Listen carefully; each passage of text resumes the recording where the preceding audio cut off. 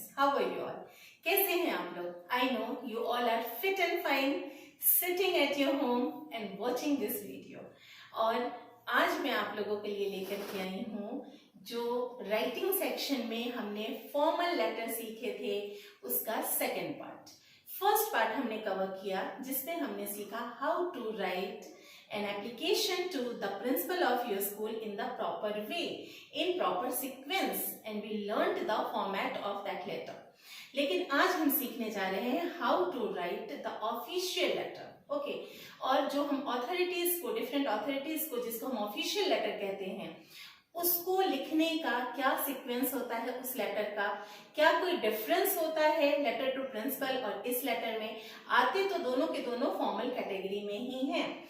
तो इन सारे क्वेश्चंस जो आपके दिमाग में चल रहे हैं उसका आंसर देने के लिए आज मैं आई हूँ। और मैंने यहाँ पे सबसे पहले एक सीक्वेंस लिखा हुआ है जिसको हम एक बार देख लेते हैं। स्लाइड सा डिफरेंस तो है, ठीक है ना, जो हम दोनों ही फॉर्मल लेटर की कैटेगरी में आते हैं। फॉर्मेट भी लगभग एक जैसा ही है, लेकिन कुछ डिफरेंस है जिनको हमको अपने माइंड में सेट कर लेना है ताकि जो लोग ये गलतियां करते चले आ रहे हैं वो आगे से ना करें और जो न्यू लर्नर्स हैं वो शुरू से ही सही बात सीखें। ठीक है, तो बिना ज्यादा टाइम वेस्ट किए हम अपने मैटर पे आ जाते हैं। ठीक है, तो देखिए ये मैंने लिखा है sequence to write a letter to authorities.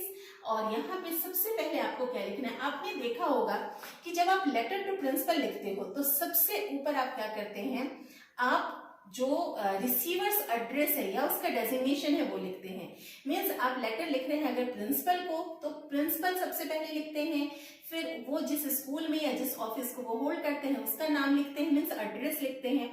लेकिन यहाँ पे फर्स्ट चेंज यही हो गया। फर्स्ट चेंज क्या है, जब हम किसी अथॉरिटी को, किसी ऑफिस में हम लेटर लिख रहे हैं तो हम क्या करेंगे कि वी विल, ऑफिस से मतलब है हमारा जो अलग अलग डिपार्टमेंट्स हैं, ठीक है ना। जैसे we are writing a letter to the collector, honourable collector of your district. If you are writing any letter, आप म्युनिसिपल कॉर्पोरेशन को लिख रहे हो कोई लेटर जिसमें आप म्युनिसिपल कमिश्नर को लिख रहे हो, आप किसी न्यूज़पेपर के एडिटर को लिख रहे हो। So these are different offices, okay, जिनमें आप ऑफिशियल लेटर से जहां पोस्ट करना चाहते हैं लेटर्स को, उनके बारे में हम बात कर रहे हैं।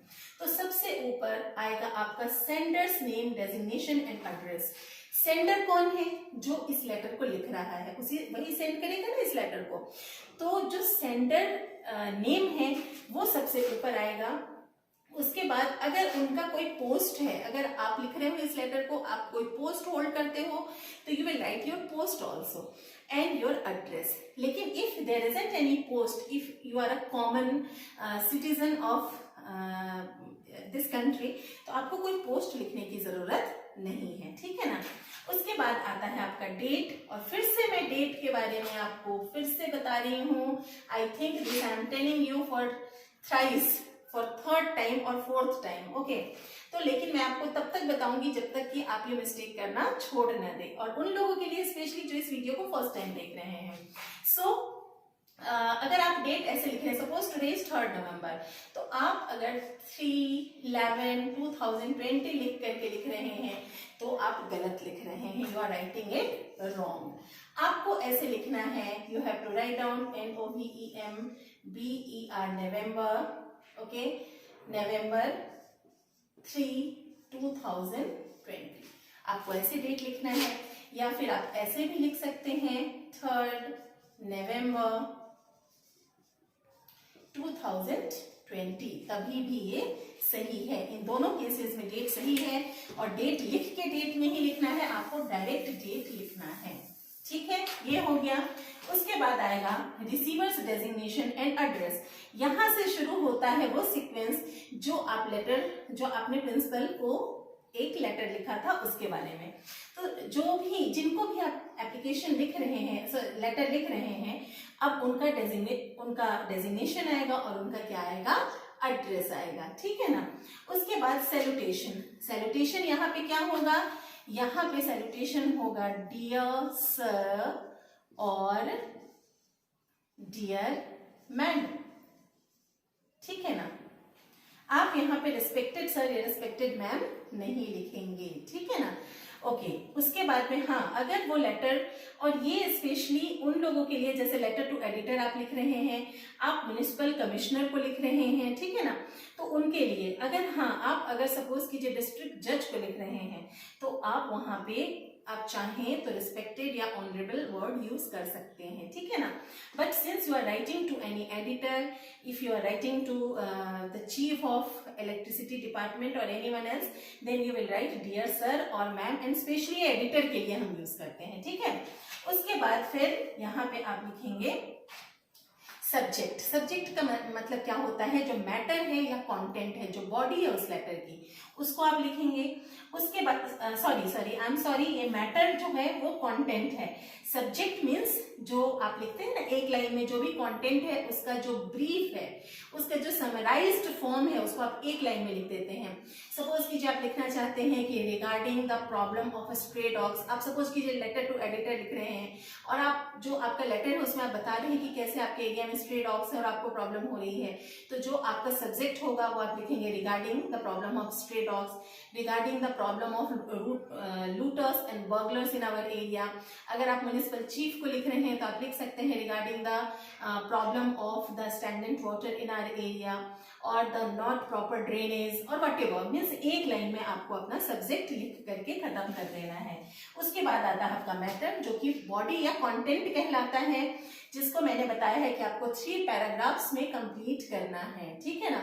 इट डिपेंड्स, और अगर जो स्टूडेंट्स मार्क्स एग्जाम दे रहे हैं उनको मार्क्स के अकॉर्डिंग इसको ध्यान में रखना है कि अगर अबाउट 10 मार्क्स का ये क्वेश्चन आया है तो आपको अबाउट 100 to 150 वर्ड्स के बीच में आपको ये लेटर कंप्लीट करना है, जिसमें आपको 3 पैराग्राफ्स में वो सारा कुछ कंप्लीट करना है, ठीक है।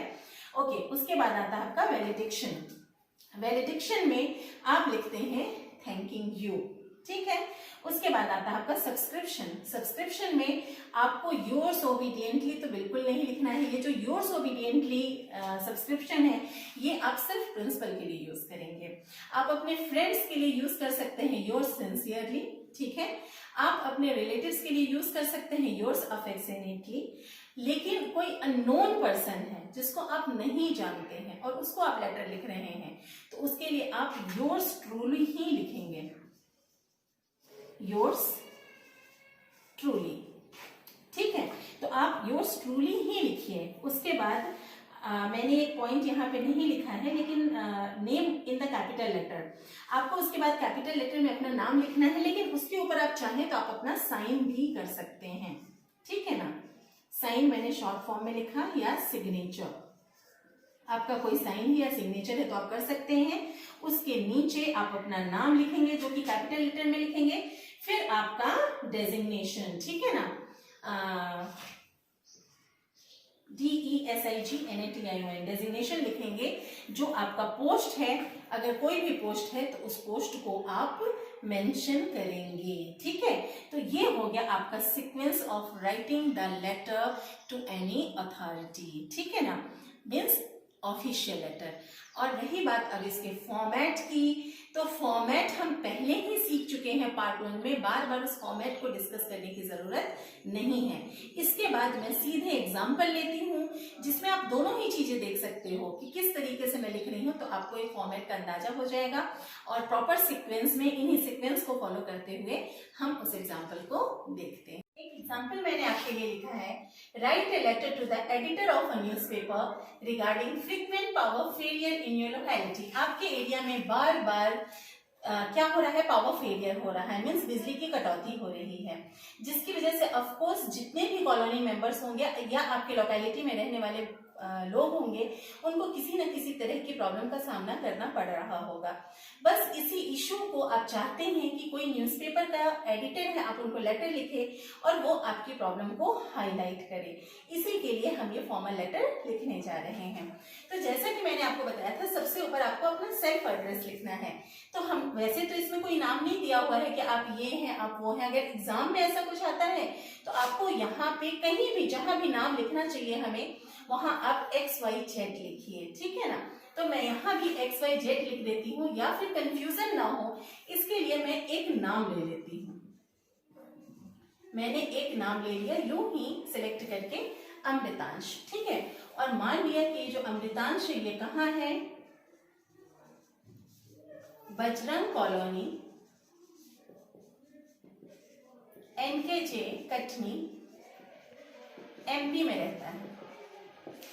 ओके, इसके बाद मैंने बताया है कि आपको डेट लिखना है, तो डेट आपको लिखना है नवंबर, जो भी उस दिन की डेट है, जो आप जिस दिन आप लिख रहे हैं लेटर, वो डेट आप यहाँ मेंशन करेंगे। नवंबर 3, 2020 आज की तारीख है जो मैं मेंशन कर रही हूँ। उसके बाद आपको उनका एड्रेस लिखना है जिनको कि आप अपना लेटर फॉरवर्ड करेंगे, ठीक है ना। तो यहाँ पे मैं लिखती हूँ the editor, the Hindustan times, okay. और यहाँ हम हेड ऑफिस में लिख रहे हैं इस लेटर को, तो हमने यहाँ लिख दिया न्यू दिल्ली, ठीक है। उसके बाद एक लाइन छोड़ करके फिर हमें हमारा सब्जेक्ट मेंशन करना है। सब्जेक्ट मैं लिखूंगी रिगार्डिंग फ्रीक्वेंट पावर फेलियर। ये हमें हमारे क्वेश्चन से ही मिल जाएगा, हमारा subject regarding frequent power failure. तो इसे हम FREQUENT फ्रीक्वेंट पावर फेलियर, ठीक है। उसके बाद हम लिखना शुरू करेंगे। अब हमारा सैल्यूटेशन आएगा। सैल्यूटेशन हमने लिखा डियर सर या मैडम। ये ऐसा हमने इसलिए लिख दिया बिकॉज वी डोंट नो कि एडिटर उस न्यूज़पेपर का कोई मेल है या फीमेल है, तो हमने दोनों ही ऑब्लिक करके लिख दिया, ठीक है।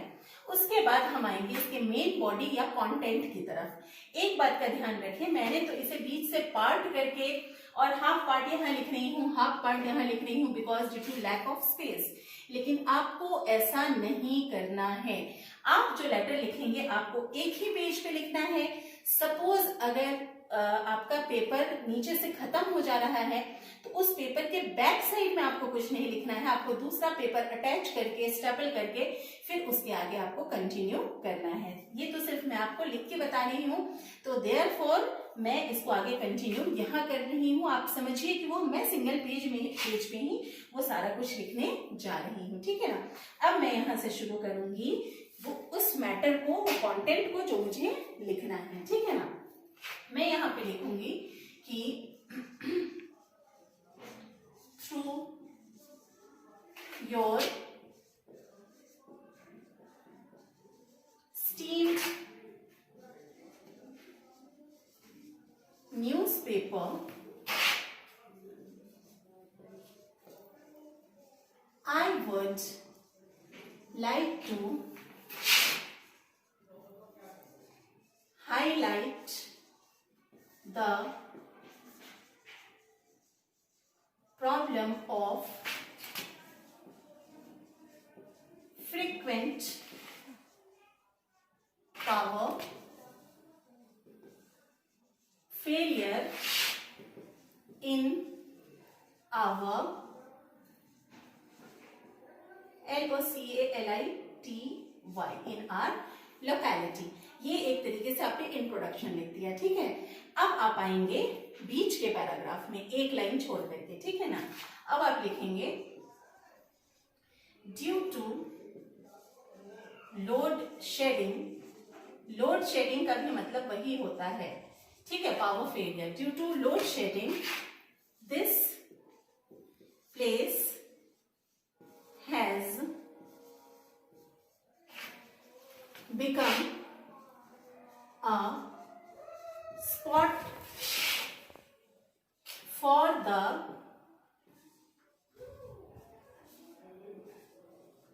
burglars or the people involved in non-social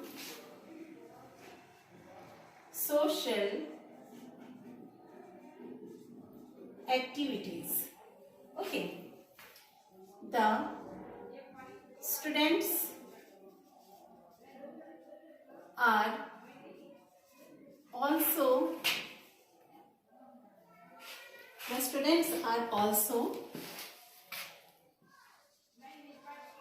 unable to study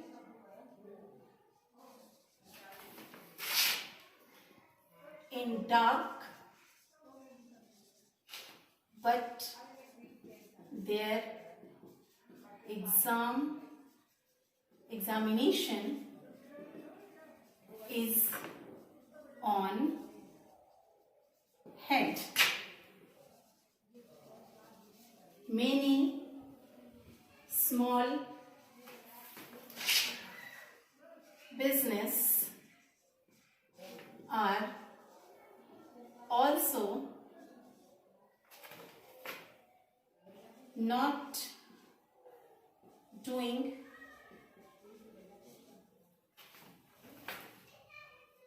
their production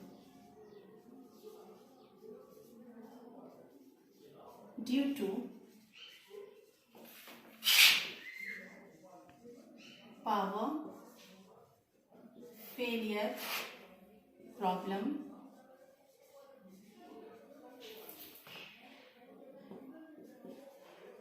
due to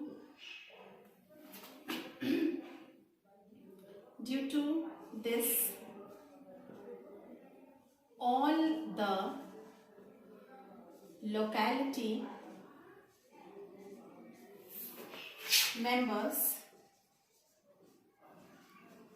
are in problem and have complained to the related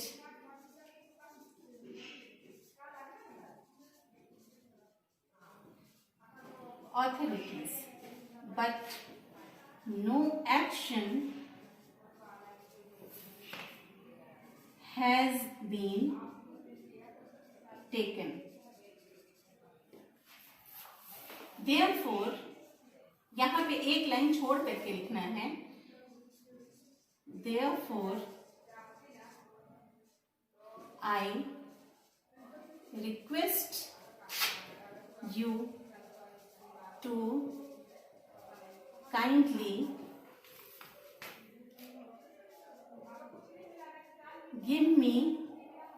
give a column in your newspaper for this problem so that the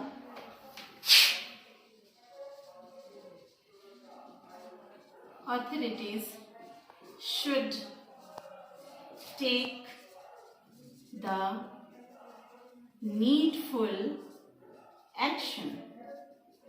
okay, so simple. उसके बाद यहाँ पे मैंने एक तरीके से introduction लिखा, फिर मैंने इसको मेन पार्ट लिखा, फिर मैंने इसको कंक्लूड किया. अब मैं यहाँ पे लिखूंगी I shall be grateful to you. Yours. ये लिखने की भी जरूरत नहीं है. अगर आप ये भी नहीं लिखते हैं ना तभी भी चलेगा, लेकिन अगर हम किसी को लिख देते हैं कि मैं आपका आभारी रहूंगा तो ये बुरा क्या है, ठीक है ना. Yours truly, TRULY, yours truly. फिर यहाँ पे आप अपना नेम लिखेंगे कैपिटल लेटर में. आपका कोई डेजिग्नेशन है तो उसके नीचे आप डेजिग्नेशन मेंशन करेंगे, और अगर आप साइन करना चाहते हैं तो आप इसके ऊपर साइन भी करेंगे. अब एक बार जो मैटर है उसको हम दोबारा रीड कर लेते हैं, और अगर इसमें कोई छूट गया है, कोई कमी रह गई है तो उसको भी हम करेक्ट कर लेते हैं. Through your steamed. स्टीम्ड का मतलब होता है ऑनरेबल, रिस्पेक्टेड, ठीक है ना. Through your esteemed newspaper, I would like to highlight the problem of frequent power failure in our locality. हमारे लोकेलिटी में जो फ्रिक्वेंट रुक रुक के पावर फेलियर हो रहा है, उस प्रॉब्लम को मैं आपके जो ऑनरेबल न्यूज़पेपर है उसके थ्रू मैं क्या करना चाहता हूँ, हाईलाइट करना चाहता हूँ. ड्यू टू लोड शेडिंग, इस पावर फेलियर की वजह से this place has become a spot for the workers और the people involve in non social activities. जो लोग अनैतिक कार्य करते हैं, जो समाज के विरुद्ध है, या जो चोर जैसे लोग हैं, वो हमारे एरिया में हमेशा ही मौजूद रहते हैं, उनके लिए एक स्पॉट बन गया है हमारा area. The students are also unable to study in dark. जो बच्चे हैं वो भी अंधेरे में नहीं पढ़ पाते हैं, लेकिन उनका जो एग्जामिनेशन है वो बिल्कुल सर पे है. Many small business are also not doing their production. जो बहुत छोटे छोटे जो गृह उद्योग टाइप के काम होते हैं, आजकल तो आपको सब पता है कि इलेक्ट्रिसिटी के बिना कोई भी काम नहीं हो सकता, तो वो उनका भी प्रोडक्शन लगभग खत्म है. और due to this all the locality members are in problem. इसकी वजह से सारे लोकेलिटी मेंबर्स प्रॉब्लम में हैं. और हम लोगों ने Many small business are not doing their production due to power failure problem. ऐसे मैंने लिखा, आप इसको ऐसे भी लिख सकते हैं कि many small business many small business have got affected due to this power failure. ऐसा भी आप कर सकते हैं. ड्यू टू तो हम पहले ही लगा चुके हैं, तो many small business are also affected. ठीक है ना, आप ऐसा भी लिख सकते हैं, पर मैंने इसको लिख दिया, प्रोडक्शन नहीं कर रहे हैं. अच्छा, ये तो मैं पहले ही लिख चुकी हूँ कि लोड शेड के आगे मैंने लिखा है due to this all the locality members, member नहीं होगा, members are in problem and have complaint to the related authorities but no action has been taken. अच्छा, मैं ड्यू टू 2 बार लिख चुकी हूँ, तो यहाँ पे मैं थोड़ा सा इसको करेक्ट करूंगी. यहाँ पे मैं इसको करूंगी simply all the locality members. ठीक है ना, ये स्पेस को आप यूं ही समझिए. All the locality members are in problem and have complaint to the related authorities but no action has been taken. कोई एक्शन अभी तक नहीं लिया गया. Therefore, I request you to kindly give a column in your newspaper for this problem so that the related authorities should take the needful action. इसलिए मैं आपसे request करता हूँ कि अपने न्यूज़पेपर में कॉलम मुझे प्रोवाइड कीजिए, मतलब मेरी प्रॉब्लम को वहां पे आप प्रिंट कीजिए, ताकि जो रिलेटेड अथॉरिटीज हैं, इससे कंसर्न्ड अथॉरिटीज हैं, वो नीडफुल एक्शन ले सके. और I shall be grateful to you. मैंने सिंपल वे में लिख दिया कि मैं आपका आभारी रहूंगा. हम इसको ऐसा भी लिख सकते हैं कि I hope for the earliest needful action. ठीक है ना, मतलब मैं होप करता हूं, आप ऐसा भी लिख सकते हैं, I hope for the earliest